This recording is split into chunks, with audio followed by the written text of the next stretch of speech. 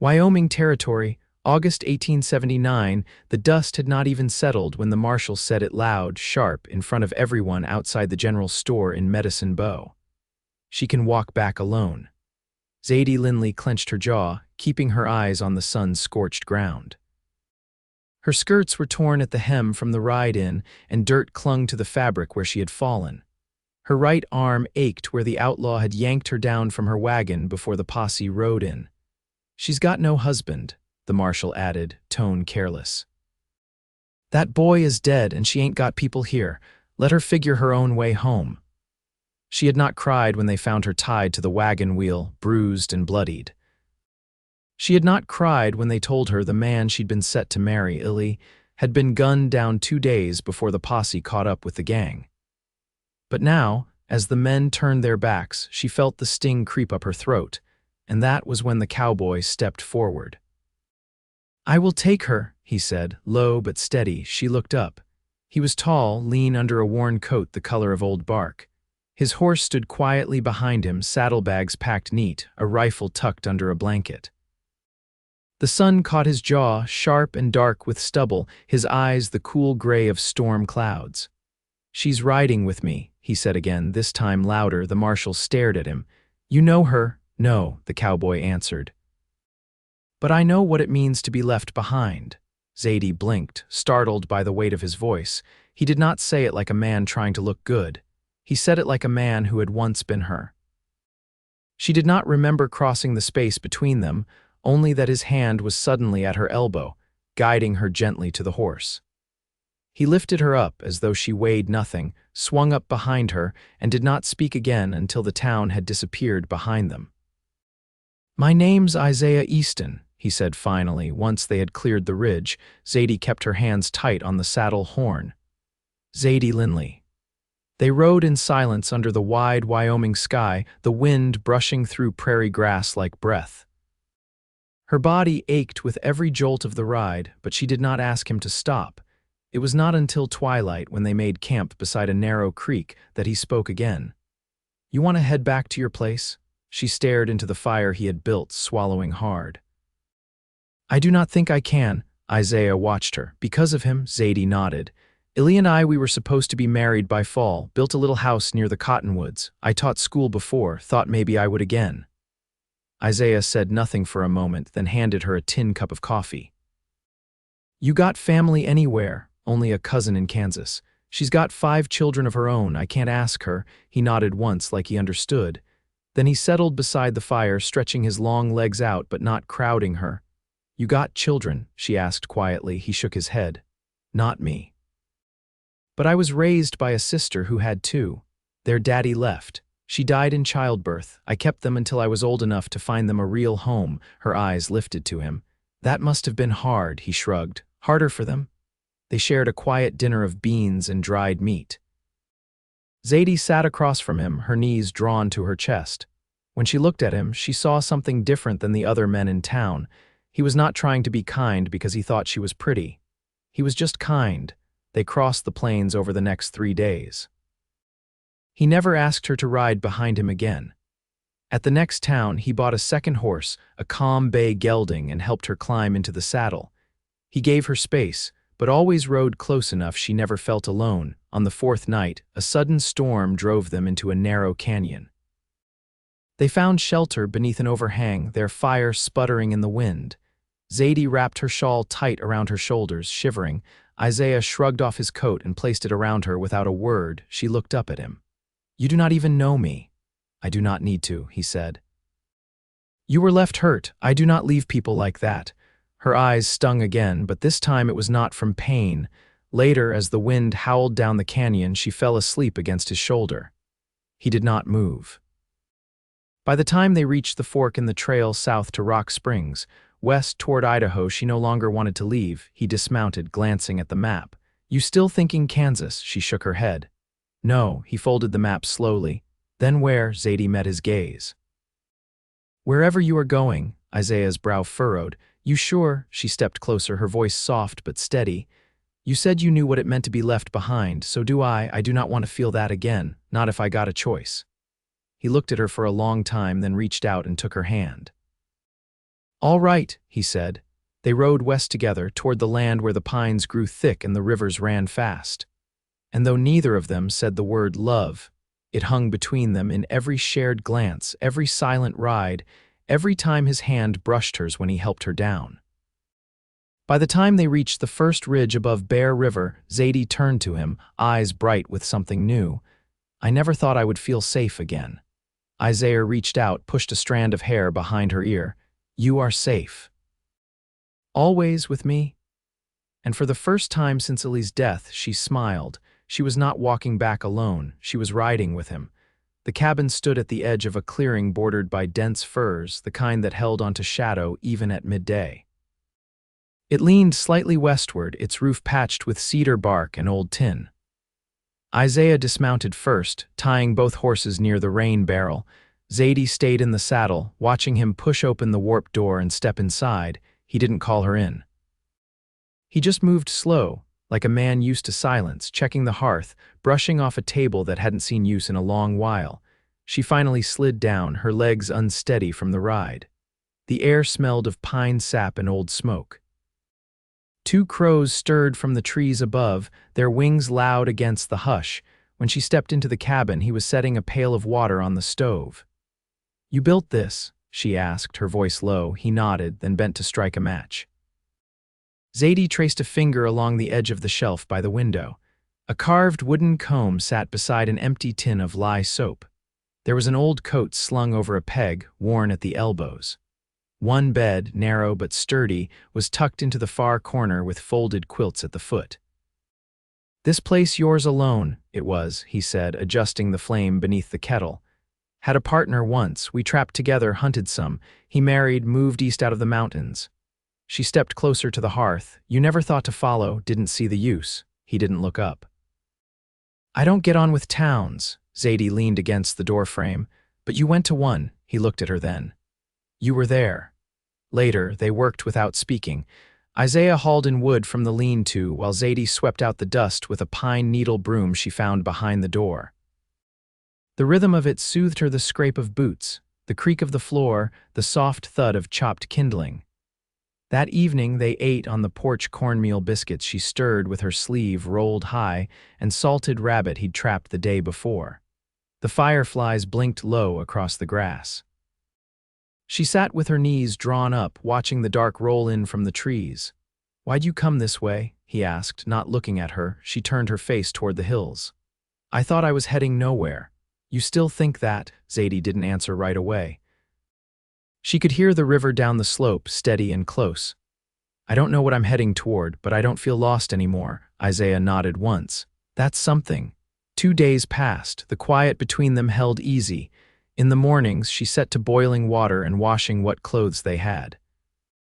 He taught her how to set a snare, how to read the wind by the way the leaves turned. On the third morning, while she was gathering dry moss near the creek bed, she heard hoofbeats. Not Isaiah's horse, not the gelding. She straightened, eyes narrowing toward the trees. A rider came slow through the clearing. Middle-aged, rough coat, rifle tied to the saddle horn. Isaiah stepped out of the cabin with his hand resting on his belt. The rider raised a hand in greeting. "Heard you were back, Easton. Thought I'd see for myself." Isaiah didn't speak. The man nodded toward Zadie. "She with you?" "She is." "She's the one from Medicine Bow." Isaiah's stance didn't change. "You got a reason for asking?" The rider shifted in the saddle. "No trouble, just folks talking. Said you left with her." "People wondered. They can keep wondering." The man looked at Zadie, then back at Isaiah. "You sure about this?" Isaiah's voice was quiet. "I'm sure." The rider nodded again, then turned and rode off without another word. Zadie stepped beside him once the hoofbeats faded. "Who was that?" "Name's Roy. Traps up north, talks too much." She looked up at him. "You didn't have to answer for me." "I wasn't." She let that sit between them. That night, she didn't sleep in the corner near the fire. She stood near the bed, bare feet against the cold floor. "I don't want to lie awake by myself anymore," she said. Isaiah sat on the edge of the mattress, shirt unbuttoned, hands clasped between his knees. "You sure?" She stepped close, taking his hand gently. "Yes." They lay side by side under the quilt, not touching at first. But in the still dark, her fingers found his His thumb brushed hers, no declarations, no promises spoken aloud, but something held there between their hands that neither of them had known how to name until now. The days shifted toward late summer, dry and wind stirred. Pines whispered above the cabin roof, and the river behind the hill ran lower but no less steady. Isaiah set to reinforcing the porch rail with split logs from a fallen spruce, and Zadie began sewing a pair of curtains from a flour sack she'd found at the bottom of one of the saddle bags. She didn't ask who had packed it. She just washed the cloth in creek water and stitched it without comment. One morning, she found Isaiah kneeling beside a shallow trench he'd dug near the shed. His shirt was damp with sweat down the back and his sleeves pushed up to the elbow. "What's this for?" she asked, stepping over a coil of rope. "Root cellar," he said, brushing dirt from his hands. "Winter's not kind here. You'll want a place to keep things from freezing solid." She knelt beside him, the earth warm beneath her palms. "You're building it like I'm staying." His eyes met hers. "Aren't you?" Zadie didn't look away. "I am." She helped him shovel through the afternoon, her arms aching but steady. When they paused to drink, Isaiah handed her the tin cup first, waiting until she had finished before filling it again. That evening, they sat on the porch steps with bowls of cornmeal mush. The sun slipped behind the ridge, painting the sky in long streaks of rust and blue. Zadie leaned her head against the post, watching the last of the light settle through the trees. "Did you ever want a different kind of life?" she asked. Isaiah ate another bite before answering. "I used to think about joining the army when I was younger. They came through Evanston once, recruiting. Offered a horse uniform pay." "What stopped you?" He wiped his spoon clean on the edge of the bowl. "Didn't want to follow orders from men who'd never seen a winter on the plains. Didn't want to leave the boy I was raising, neither." Zadie traced the grain of the wood beside her. "I thought I'd end up in some town, married to a man with a store or a bit of land. I thought it would be enough." "Was it?" She shook her head. "I didn't know what I needed until I lost everything." Isaiah didn't reply, but his hand rested near hers on the wood, close enough to feel. That night they sat close beside the fire. She was mending a tear in the hem of his trousers, her needle moving in careful rhythm. He read from a water-warped copy of Pilgrim's Progress, his voice steady and quiet. When the fire dimmed, she folded the cloth in her lap and looked over at him. "I don't think I want to go back to teaching," she said. He closed the book. "What then?" "I want to learn what you know, not just about snares or chopping wood. I mean how to live like this, not surviving living. I want to be part of it." Isaiah nodded, his gaze warm in the firelight. "Then we'll start tomorrow." In the morning, he showed her how to track by broken grass stems and how to patch a saddle with rawhide. She burned her fingers on the kettle handle once and cursed under her breath. He chuckled and handed her a rag, but didn't tease. By the end of the week, she could carry a bucket of water without spilling and had made a lard crust for the first time that didn't crumble apart. She didn't say much about it, but he noticed the small satisfaction in her posture as she set the pie on the hearth to cool. One afternoon, while Isaiah was stacking wood, a rider came up from the South Trail. He was younger than the one who'd come before, clean-shaven, with a sharp set to his jaw. "Name's Carter," he said, keeping his hands visible. "I'm looking for a woman who came out of Medicine Bow." Isaiah stepped forward. "What for?" She left behind a claim. "Her name's on it. Belongs to her now that her fiancé's dead. She can sell it or live on it, but the land office needs her say-so." Zadie came out then, her apron dusted with flour. Carter's gaze flicked to her, then back to Isaiah. "I'm her," she said. "What kind of claim?" 80 acres along the creek bottom near Elk Hollow, filed under Illy Burge and Zadie Linley. Isaiah didn't speak. He watched her. She stepped down from the porch, arms crossed. "Can I send word by post?" Carter nodded. "Or ride in. But it's yours now if you want it." "I'll think on it," she said. He tipped his hat and rode off. That night she didn't mention it. Instead, she sat beside Isaiah on the step, the night air cool on their skin. "You want that land?" he asked quietly. "I thought I might," she said, "but I don't anymore." "Why not?" She turned to him, her voice firm. "Because it was part of a life I don't live now." Isaiah held her gaze. "You sure?" She nodded once. "I'm sure." He took her hand then, not just to hold it, but to keep it. His fingers curled around hers and she leaned into him, her head resting against his shoulder. The wind stirred the trees above them, and somewhere a night bird called low and soft. Neither of them answered. They didn't need to. September slid in without ceremony. The first frost came one morning just before dawn, dusting the grass silver and tightening the air between breath and sky. Isaiah had already risen, smoke curling slow from the stovepipe by the time Zadie stepped onto the porch wrapped in the shawl she'd hemmed the week before. She found him down by the riverbank, kneeling beside a line of snare stakes. 2 rabbits hung from his belt, their pelts still warm. He didn't look up when she approached, but his voice carried without strain. Tracks are thinning. They'll move higher once the cold sets in. She crouched beside him, her boots pressing damp into the soft earth. What do we do then? We follow if we have to, or set lines farther north. There's a ridge tucked behind the stone bluff, holds warmth longer. They walked back together, the rabbits swinging between them. Inside, he cleaned the meat while she stirred flour into a thick gravy. The cabin smelled of pine smoke and iron, and the silence between them felt full rather than empty. Later that morning, Isaiah lifted the lid off a wooden box she hadn't seen before, tucked beneath the cot in the shed. Inside were strips of tanned leather, a few buckles, a small hammer worn smooth at the handle. He ran his thumb along a length of hide, then handed it to her. You ever try making a harness? She shook her head. I mended Ellie's belt once. That's the closest I've come. Well, he said, laying the strap across the workbench, there's patience in it, no rushing. You make the holes too fast, you split the hide. She watched his fingers measure the spacing, the care in each tap of the awl. He didn't talk much while he worked, and she didn't interrupt him. When he finished, he passed the strap to her. You try. She took the tool, steadying the leather with both hands. Her first hole was crooked, the second too shallow. He didn't correct her, only nodded when she adjusted her grip. By late afternoon, a light rain had started, tapping lightly against the roof. She hung the damp laundry from the rafters and boiled the rabbit bones down for broth. Isaiah stood at the window, watching the mist slide through the pines.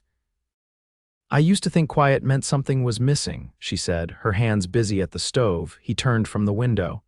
And now I think it means nothing's chasing us. He stepped over, resting a hand at the small of her back. You feel safe here? Yes, she answered. But it's more than that. Isaiah waited. I feel useful, not just looked after, not just endured. He didn't reply right away. His hand stayed warm against her back, anchoring her. There's room here, he said.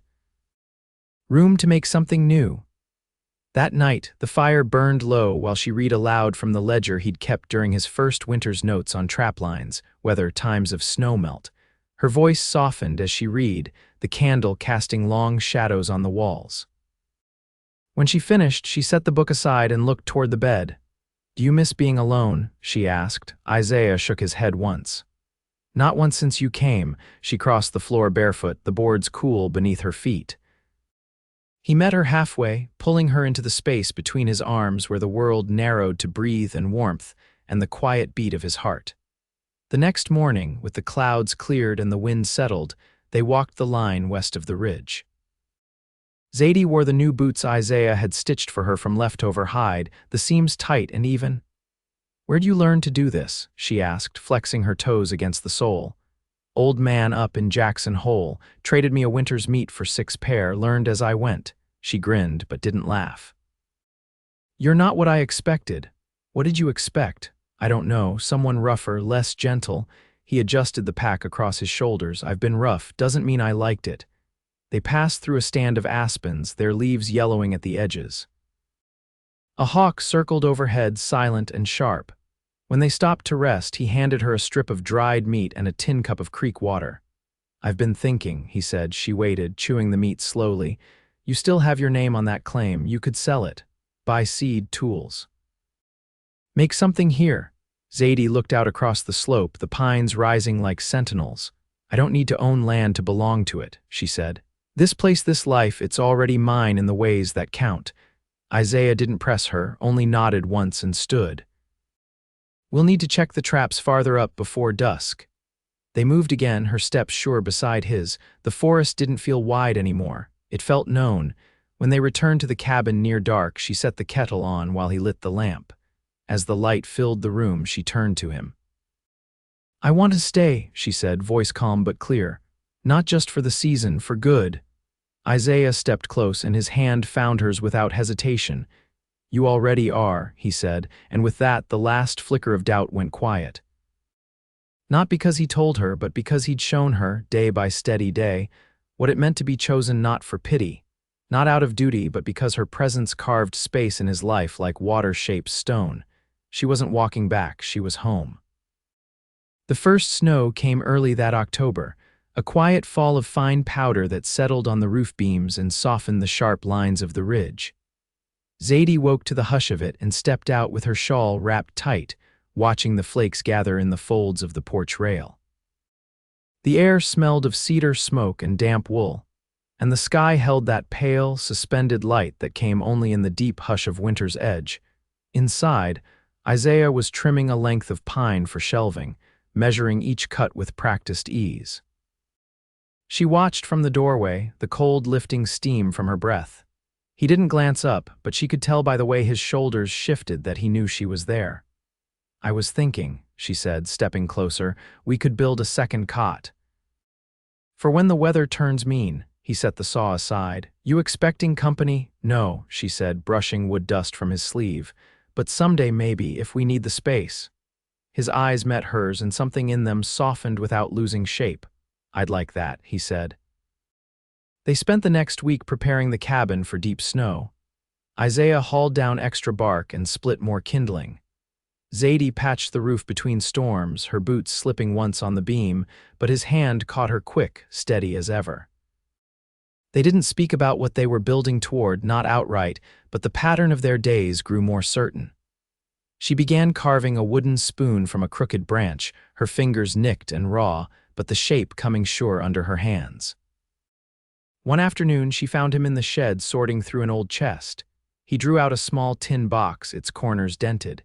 Inside were a few papers, a folded letter, and a ring. Silver, simple, with a small green stone set in the middle. "My mother's," he said, handing it to her. She wore it until the day she died, said it was the only pretty thing she ever owned. Zadie held it in her palm. "Why keep it all this time?" "I didn't know what to do with it, not until now." She looked up, heart thudding once, slow and certain. "There's no preacher here," she said. "I don't need one to know what I want." He took the ring, held it between his fingers.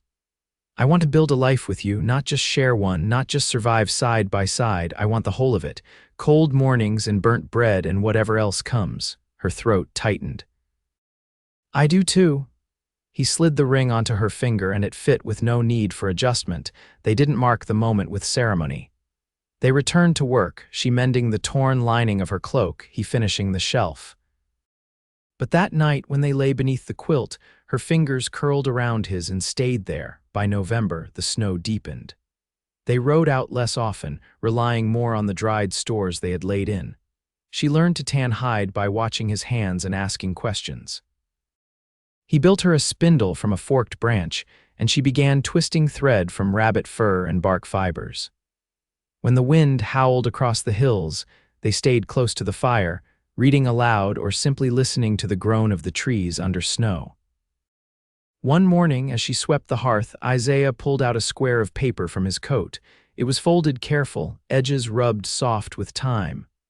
"I sent to the county clerk," he said, handing it to her, "to file your name with mine. For the claim and for whatever else might come." Zadie opened it with care, her name written beside his in the firm hand of the clerk.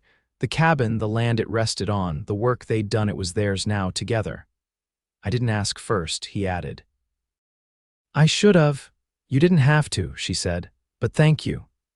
They marked the turn of the year with a stew of dried onion and elk meat, and a slab of cornbread baked on the hearthstone. She wore the ring always, even when chopping wood or kneeling in the snow to check the traps. It warmed with her skin, and sometimes she turned it without thinking, a quiet reminder of what they'd chosen. In early spring, Isaiah found her down by the creek, gathering the first shoots of bitterroot. She looked up as he approached, wiping her hands on her skirt. "You ever think about names?" she asked. "For what, for a child, if we ever have one?" He crouched beside her, fingers brushing the edge of her palm. "I have," she smiled, the sun catching on the rising water. "Me too." They didn't speak of it again that day, but the idea settled between them, not heavy, not rushed, just real. The thaw came slow, soaking the earth and pulling color back into the trees. They rebuilt the fence around the shed, dug a fresh garden bed, and set saplings near the porch for shade. Zadie planted wild yarrow along the edge, and Isaiah carved a bench with room for two. One evening, as the sun dipped behind the ridge, she sat beside him on that bench, her head resting lightly against his shoulder. "I never would have thought I'd end like this," she said. "You mean begin," he said. She nodded. "Yes." "Begin?" He slipped his arm around her, fingers resting over hers where the ring caught the last light of day, and they stayed like that, listening to the birds settle in the trees, the wind moving soft through new leaves. Nothing rushed, nothing missing. Just two souls who had learned the shape of peace not in words, but in the quiet rhythm of days built side by side. They never left the hills. In time, they added a second window to the cabin and a cradle when the time came. Visitors were rare but welcome. Their life was not loud or grand. But it was full of laughter, of work done hand in hand, of love that asked nothing but presence. And until the last snow fell and long after, they were each other's home, always.